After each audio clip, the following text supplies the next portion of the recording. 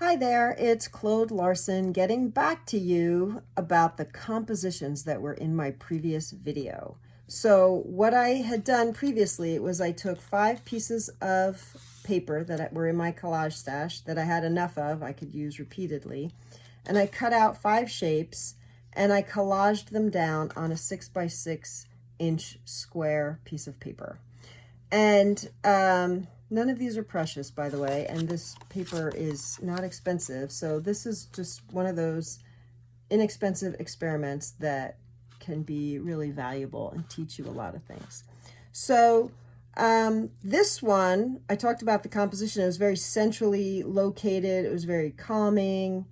And everything was in the middle. So I kept that same vibe.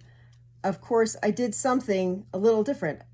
There was nothing on here that was a circle, so I added these circles. There was nothing on here that was an open shape, so they're open circles.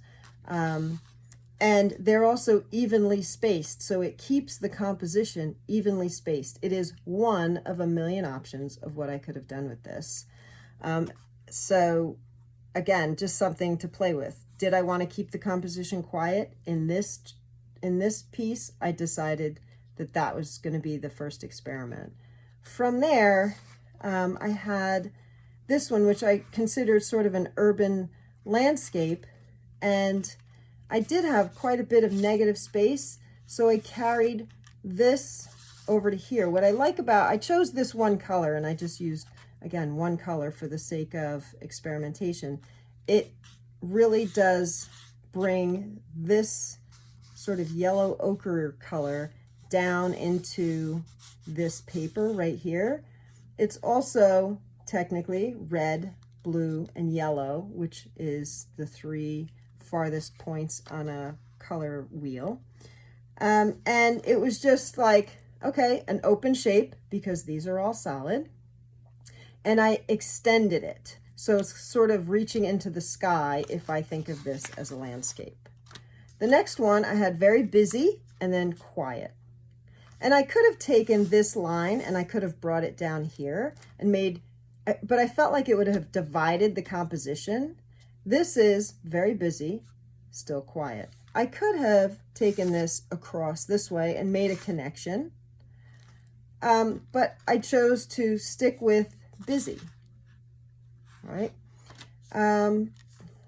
Larger, again, and I use really inexpensive, like this is an old bottle, so I just press it in the paint and then stamp it on the paper.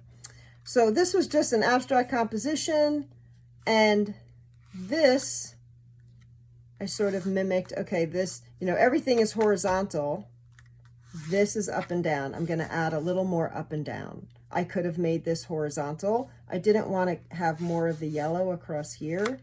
I could have made it across the bottom. I just felt like that would have been maybe a little monotonous. So I added to the vertical motion. Again, a lot of horizontal. I did something vertical.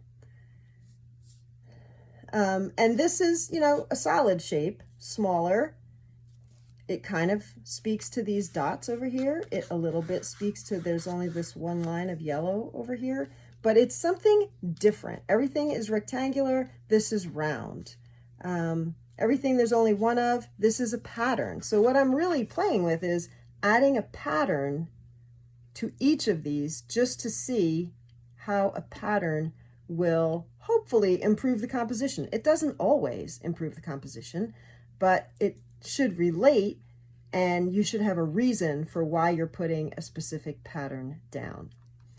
This was sort of my wonky, all over the place, everything's askew.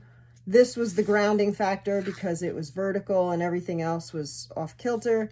And a little more grounding, again, solid shapes. It reads as a shape, right? It reads as a rectangle, but I ran it off the page as a point of grounding. So it grounds everything, and that's why I made that selection. Also speaks a little bit to these yellow lines over here. And then finally, a shape within a shape. So it's a pattern. I used like a the end of a paintbrush, dabbed it in paint, just made some little spots there.